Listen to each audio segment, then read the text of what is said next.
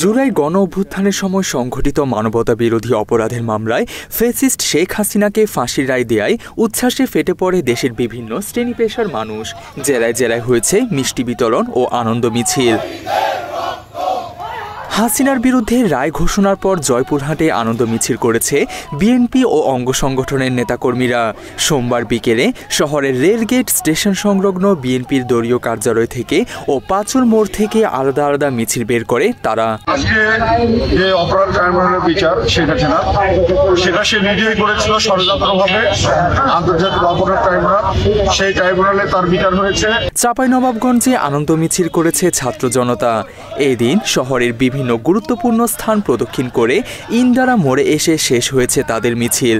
এই সময় ফাঁসির রায় কার্যকর না হওয়া পর্যন্ত সন্তুষ্ট না বলে জানান জুলাই যোদ্ধারা। মাত্র 30% টাকায় জমির মালিক হয়ে নতুন বাংলাদেশের গড়ে তোলার স্বপ্ন দেখা বাংলা বসতি। ফ্যাসিস্ট হাসিনার ফাঁসির রায় ঘোষণার পর বগুড়ায় মিষ্টি বিতরণ ও আনন্দ মিছিল করেন জুলাই শহীদ পরিবার ও যুদ্ধাহত সদস্যরা। এই সময় আওয়ামী লীগের অফিসে আগুন ধরিয়ে দেয় বিক্ষুব্ধ জনতা।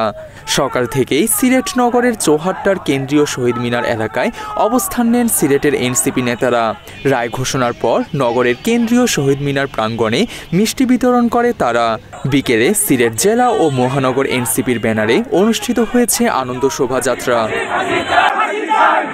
ফরিদপুরে আনন্দ মিছিল ও মিষ্টি বিতরণ করেছে জামাতে ইসলামী নেতাকর্মীরা।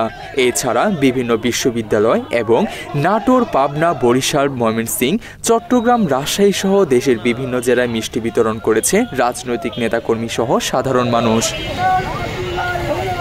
এর আগে কার্যক্রম নিষিদ্ধ আওয়ামী লীগের ঘোষিত শাটডাউন কর্মসূচির বিরুদ্ধে একযোগে মাঠে নেমেছিল নারায়ণগঞ্জ মহানগর বিএনপি।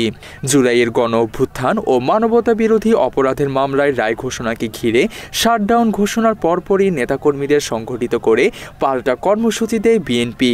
নারায়ণগঞ্জ সহ কয়েকটি জেলায় শাটডাউন কর্মসূচির বিরুদ্ধে মাঠে তৎপর ছিল বিএনপির নেতাকর্মীরা।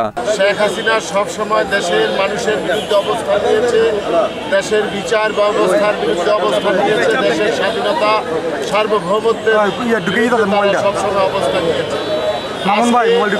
শেখ হাসিনা গত জুলাই বিপ্লবের সময় যে নারকীয় হত্যাকাণ্ড চালিয়েছে, আজকে তার হাতে ছাত্র জনতার রক্তের দাগ।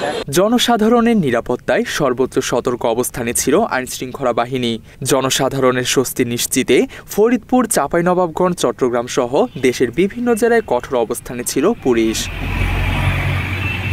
Desk report, Bangla addition.